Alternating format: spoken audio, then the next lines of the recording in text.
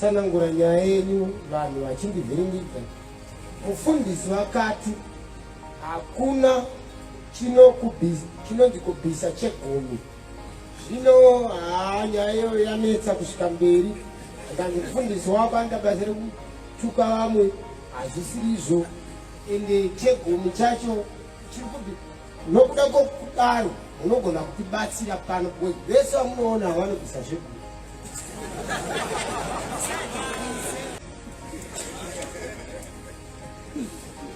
Kuruwara vanhu vedu vanorwara. Zvakafanira kwamaranga vanoti takanzibereka nemwande oita vakadzi 5.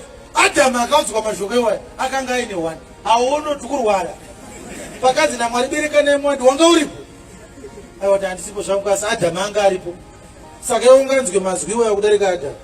Adhamu akanzi be fruitful akapuwa 1 mukadzi iwo ne 12.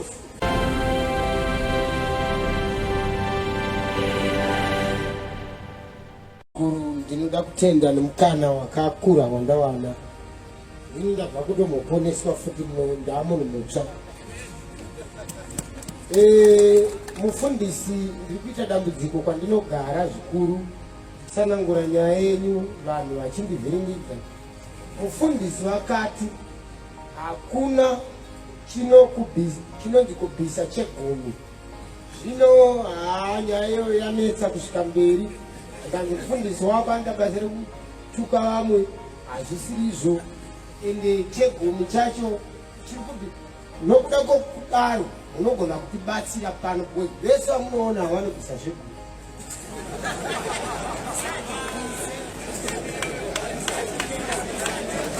Nokuda kwokudaro Mwari atiitira zvakanaka.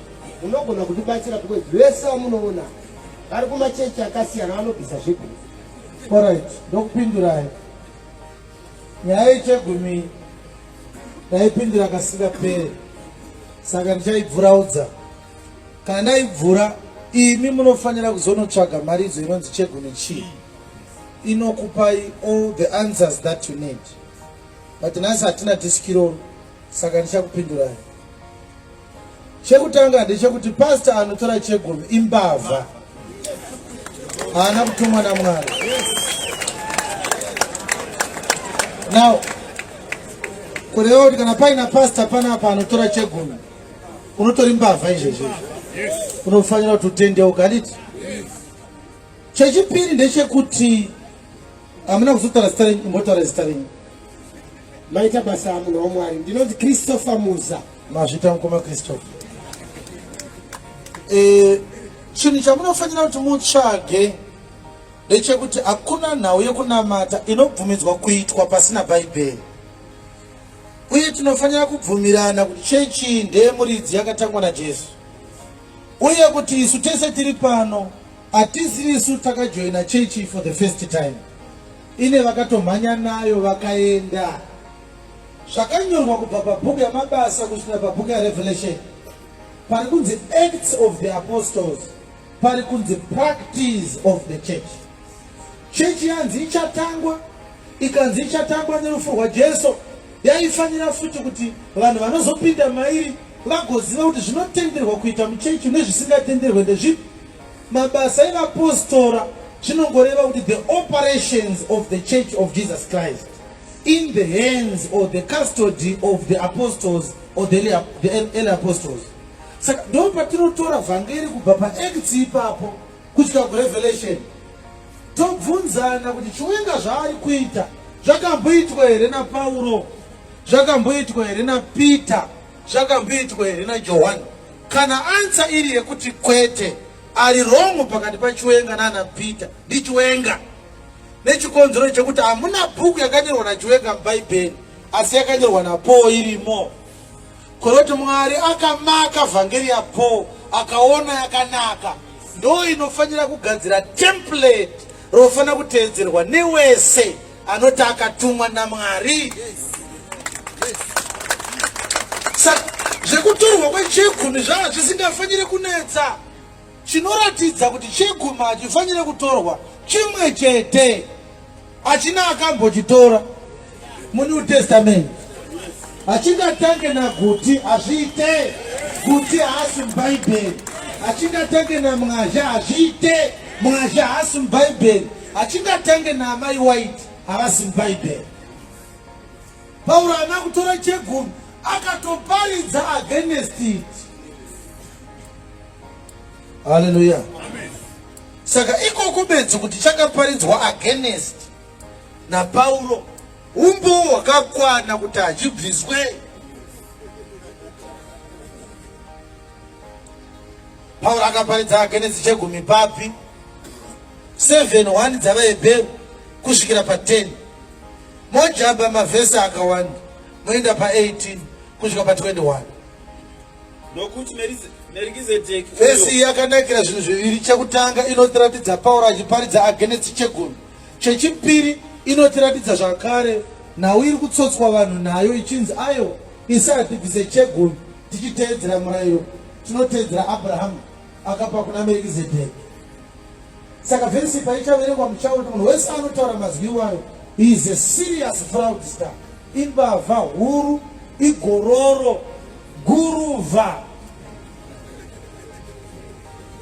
Nechinangwa chekuti Abrahamu anonzi nevanhu ndiye watinoteedzera haana kubvisa chegumi kaviri, akabvisa ka1. Iwe uri kubvisa gore rese uchiteedzera munhu akabvisa 1. Zvinongoratidzawo dzako futi kuti dzakashota. Zvakafanira kwamaranga vanoti takanzi bereka nemwande oita vakadzi 5. Adhamu akaudzwa mashoko iwayo akanga aine 1. Haunoti kurwara pakadzi naMwari bereka nemwande wanga uripo. Aiwa kuti handisipo zvangu asi Adhamu anga aripo. Saka iwe unganzwe mazwi iwayo kudarika Adhamu. Adhamu akanzi be fruitful akapuwa 1 mukadzi, iwe une 12.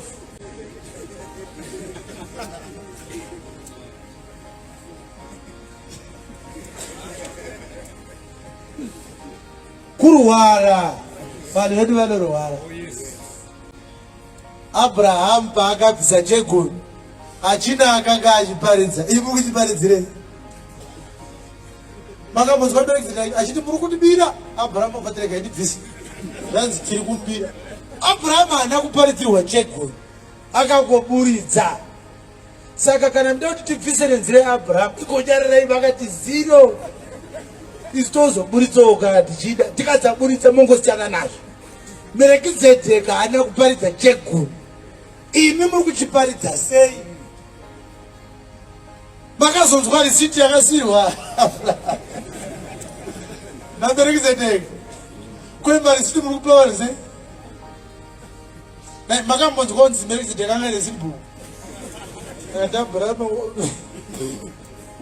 wati imari aya mabhondi anizi bereka kuti mabhondi vanga ndanyora maranzi 4,000 kare usazoti ndanyora shoko chisaina apa kuti ndoya wasiya. Merikizedheki haana kupa risiti. Saka wese ari kubvisa chegumi mopuwa risiti uri kubirwa newo wakadzongera futi. Watsikata nhari kubira vanhu unotonge wori right wofuti uri kutorerwa futi uri benzi. Now chechitatu pana Abrahamu haana kupa pasta. Merikizedheki anga asiri pasta zvekuti pasta akamira pakati Abrahamu akapa chegumi muna Merikizedheki. Saka iwe wobvisa unofanira kuti handisi kuramba ndiudze kuti topara. Akati nini woti iwe haupinde pana Merikizedheki apa kwana. Chinzwai kuti Merikizedheki anga akaita sei? Zvichakuratidzai kuti pasta havakwane. nokuti Merikizedheki uyo mambo weSaremu Number 1 anga ari mambo, pasta vako kana usabhuku havana. mupurisita waMwari wokumusoro-soro. Merikizedheki mupurisita kwete weRoma waMwari wokumusoro-soro. wakasangana naAbhurahama pakudzoka kwake andouraya madzimambo. Abrahama paakabvisa chegumi anga asingabve kumba, anga ine ropa mumaoko zvokuti haubvunzo kuchibvisa uchiteedzera Abrahama kana usina kudeura ropa. Yes, akamuropafadza. ndobva Merikizedheki aropafadza Abrahamu. Abhurahama akamupawo chegumi chezvose zvaanga apamba. iye pakutanga ari mambo wokururama. Melchizedeki wacho akapuwa chegumi ndi king of righteousness. Kana zvichishandurwa tikada kutranslata kuti Melchizedeki zvinoreva kuti king of righteousness, mambo weSaremu, uye kuti mambo weSaremu zvinorevei nokuti mambo werugare, kuti mambo werugareka asina baba, haana baba Melchizedeki, asina amai, haana amai Melchizedeki, asina madzisekuru, haana dzinza, asina kutanga kwamazuva, haana date of birth, kana kuguma kweupenyu, haana date of death. asi wakafananidzwa nemwanakomana waMwari Zvino- unogara ari muprofita nokusingaperi. Zvino pasta vangatora here chegumi vachiteedzera munhu akadai? Pasta ukangovabvunza kuti makazvarwa rini, vakangokupa date havachatora. Notovataura kuti muri mbavha. Munhu akapuwa naAbraham haana date of birth. Ipapapo ukaiverenga vari kuti kana mabvisa chegumi Mwari achakuropafadzai ovhura mahwindo ekudenga, handiti? But vhesi yati Melchizedeki achisangana naAbhurahamu akamuropafadza, ndokubva Abhurahamu azomupa chegumi. Kureva kuti Melchizedeki akatanga apa aropafadza Abhurahamu, ndokubva azotora chegumi. Patsara kuti unza chegumi uzoropafadzwa. Ifraudi iri pachena iyoyo. Upere Jesu maoko. Blessing yakatanga yatupiwa Abraham, so ndokubva atozoburitsa chii zvake chegumi. Hati inaye Zvinofungai kukura kwomunhu uyu. funga ukaona kukura kwacho nani po akatoto uyu akakurawo. Ukaona munhu achinzi haana madzisekuru akakura. Yes, Wakapiwa nateteguru Abhurama chegumi Yes. chezvaakapamba. wazvinzwa? Akapa chegumi chezvaakanga aita sei, kwete zvaakashandira.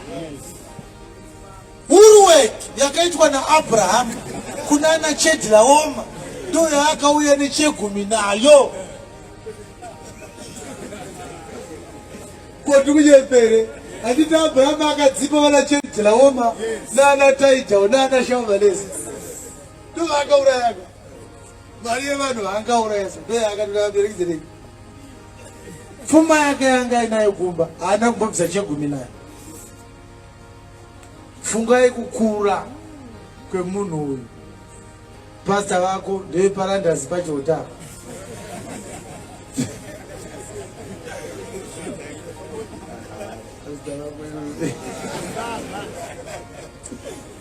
Ini ndikatora chegumi nobva pawedza apa. Handiti zvanzi Melchizedeki muprista waMwari wekumusoro-soro.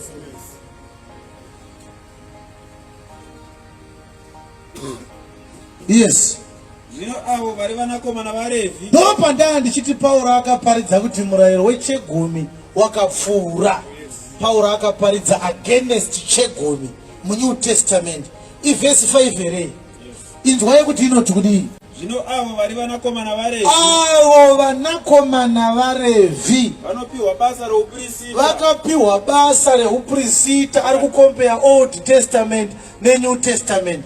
Old Testament ndo yave nevana vaRevhi vakanga vakapiwa basa reuprista.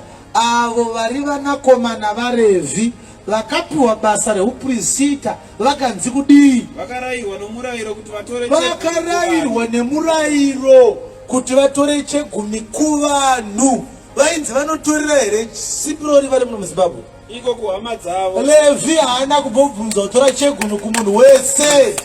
Ainzi unotanga waita hama yake kuti akutorere chegumi. Levi haasi pasta waguta akabva paAmvika. Urevi hauendirwe kutyoro, ndewekuzvarwa. Unenge uri mupfana akazvarwa achibva pavana 3 vaLevi, Merari, Geshemu naKohati. Ndo vana vakazvara vainzi maLevite. Iwo hausi muLevite, ini handisi muLevite, Guta haasi muLevite, Makandi haasi muLevite, Chris haasi muLevite. Isusu tisu vana Museya Mwavi, vana Samanyanga, vana Sinyoro, vana Mhofu. Ndo zvamunotaura kakunyika uku. Isu takaponeswa zvoda tichaita izvi.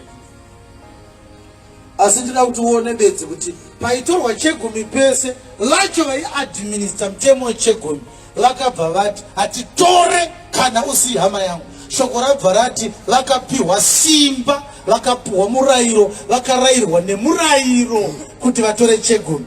kuti chegumi chese pachakatorwa chakanga chichitorwa according to the law. Hakuna pachakambobviswa outside the parameters of the law, like they want to claim and say Abraham gave his tithe outside the law, therefore tithing preceded the law, therefore it ought to continue to be adhered to. That is a daylight robbery that is happening in our day.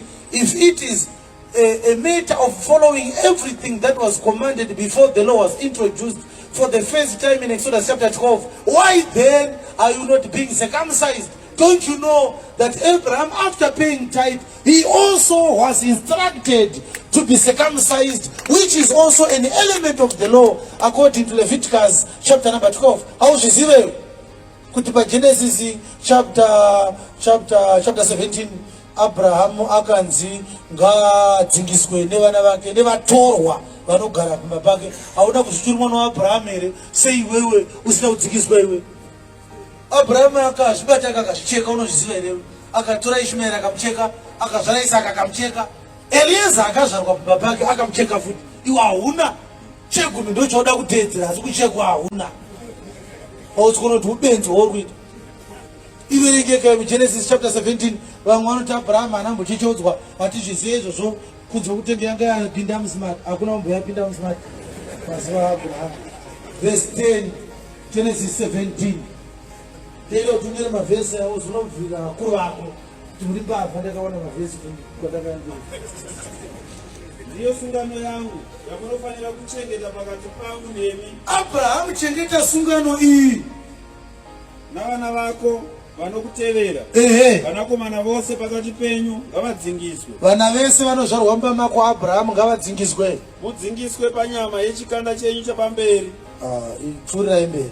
Kuti chive chiratidzo chesungano. Yes. Iri pakati pangu nemi. Yes. Mwanakomana una mazuva masere 8 days dzekuzvarwa pakati penyu ngaadzingiswe. Ngaadzingiswe. Mukomana mumwe nomumwe pamarudzi enyu. Yes. Kana akazvarwa kana akazvarwa mumba, akazvarwa mumba mako, kana akatengwa nemari, kana ukatenga muranda nemari kuvatorwa akapinda mumba mako, anotodzingiswa. Vapi navapi vasati vari vana vako, wakazvarwa mumba mako nowakatengwa nemari, vanofanira kudzingiswa. Iwe unozvitori mwana waAbraham, hamo tinopinda pakategori ipi?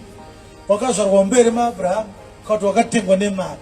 But mtemo wati as long as uchitori mwana waAbraham unofanira kudzingiswa. Iwe hauna, uri kunyeperwa kuti Abraham akabvisa chegumi saka isu tiri vana vake ngatibvise. Iwe ungatange kubvisa chegumi uchiita mwana waAbraham. Wakambonzwa mwana waAbraham akabvisa chegumi? Pana akambonzwa unzi Ishmael akabvisa chegumi? Makambonzwa kubviswa kwechegumi naIsaka? Makambonzwa kuti Jacob akabvisa chegumi? Jacob akati mukandipa zvikunu achienda kuPadhanamu ndobvisa chegumi. Makazombopaona paakachibvisa? Andakambopuromisa chete haana kuzobvisa. Unovuka kuti mavhesi uya ndakatadzikwa zeni. Pangaite vhesi unoziva iwewe. Handisikazive ini. Uye waona kupi?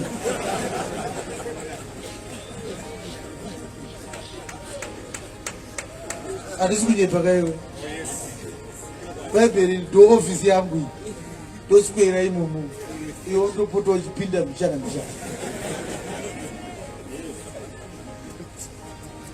Saka handisi kuzvikudza kungotaurana chokwadi. Inzwa shamwari. Merekizedheki achipuwa chegumi naAbraham, Mwari aiprofita kuuya kweOld Testament yemurayiro. Ndosaka pabviswa chegumi naAbraham pakaintroduced futi the law of circumcision. Both issues, circumcision and tithing, they are components of the Old Testament. Are you getting it? Yes. Abraham akaita drama rematestament maviri ndosaka wanzwa Galatians 4 ichiti paakaita Ishmael naHagar aiprofita Old Testament yakaitirwa paMount Sinai. Paakaita Isaac naSara aiprofita Jerusalem riri kudenga amai vedu. Saka matestament aya akaitwa mumba maAbraham esari maviri.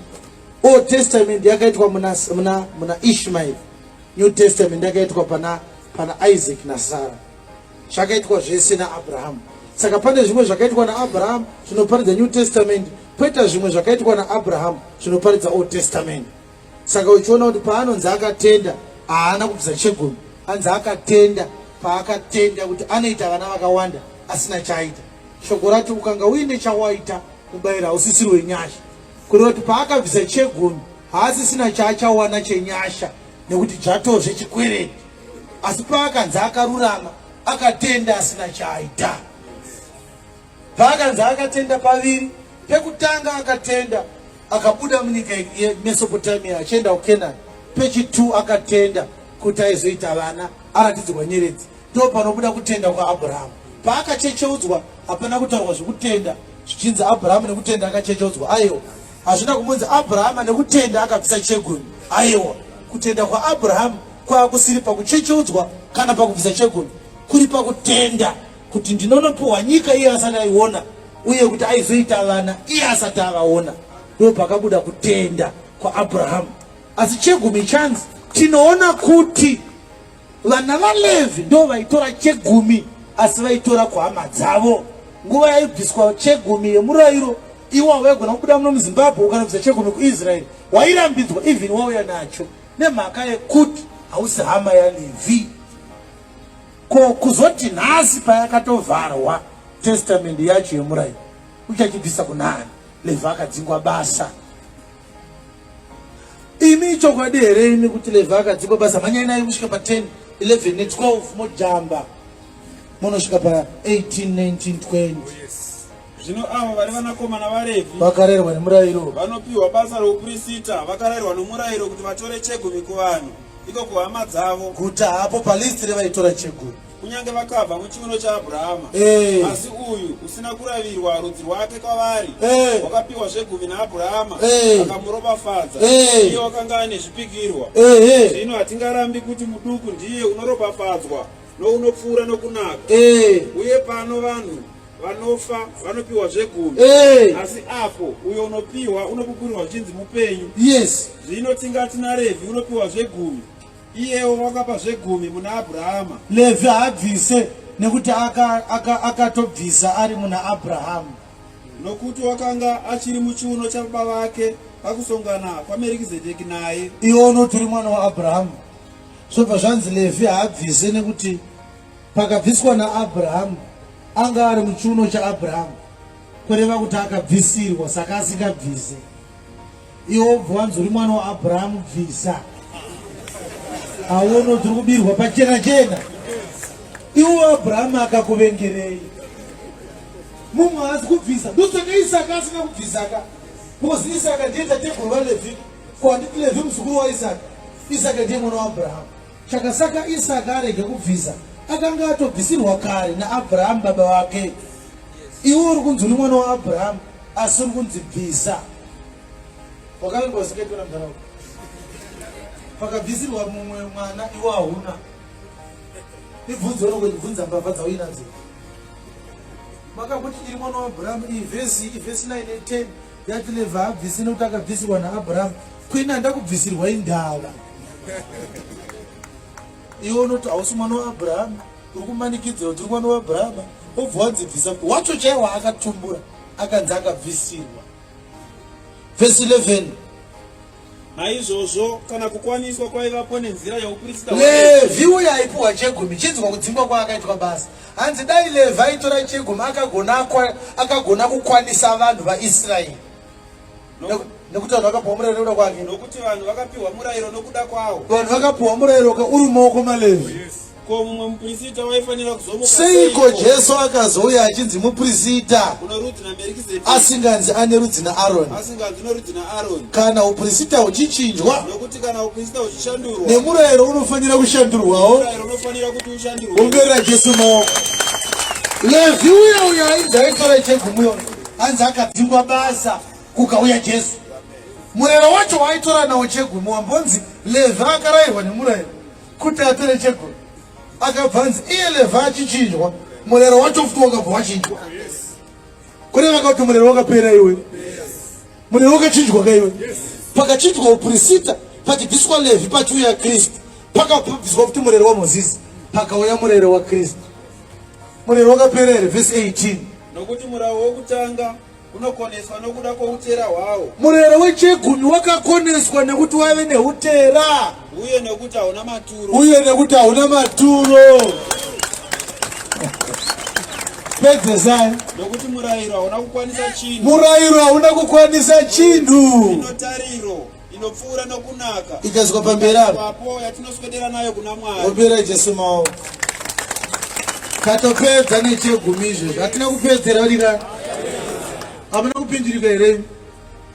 Ndapindurika muno. Chakutodiwa ndechekuti mubate mavhesi. Ndaivuka kuti muchanyora pasi. Ndiye maudzi akuru vedu ava. Ndakatizwa mubvunzo unotevera. Saka uchaona kuti chegumi hachinambobvira chakabviswa muNew Testament. MuNew Testament maibviswa mafree will offerings. Munhu ngaape sezvaakafunga pamwoyo pake, arege kupa achichema kana nekurovererwa, kuti Mwari anoda munhu anopa nemufaro. Ivhesi ani chapter 9 ya 2 Corinthians verse 7. 2 Corinthians chapter 9 verse 7. Vhesi iyi ndiyo inotaura kuti muNew Testament vanhu havabvise chegumi, vanhu havabvise ma first fruit offerings, vanhu havabvise zvese izvozvo, vanobvisa free will offering.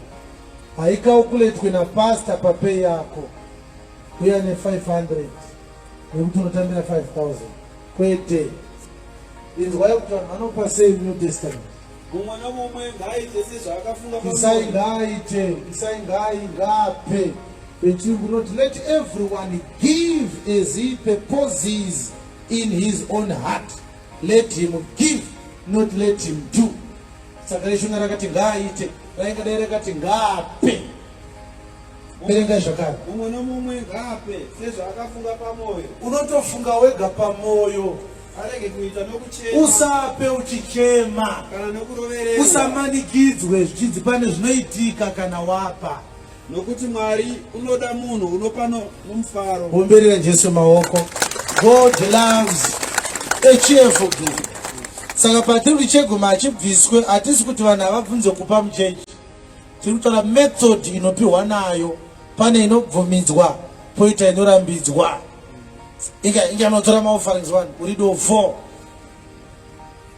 Urido 4.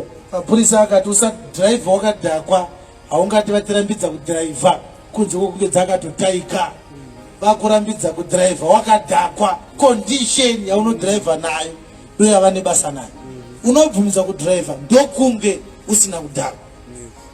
Ukanzi usamitise vana vevanhu uine 16 years namai vako, hausvike 40 years usina kuroora, wonzi kuenda woti ndakanzi ndisamitise mwana wevanhu, unenge wato Down syndrome, wada kutoendeswa kuZimke Trust, hadzisi kukakaritsa.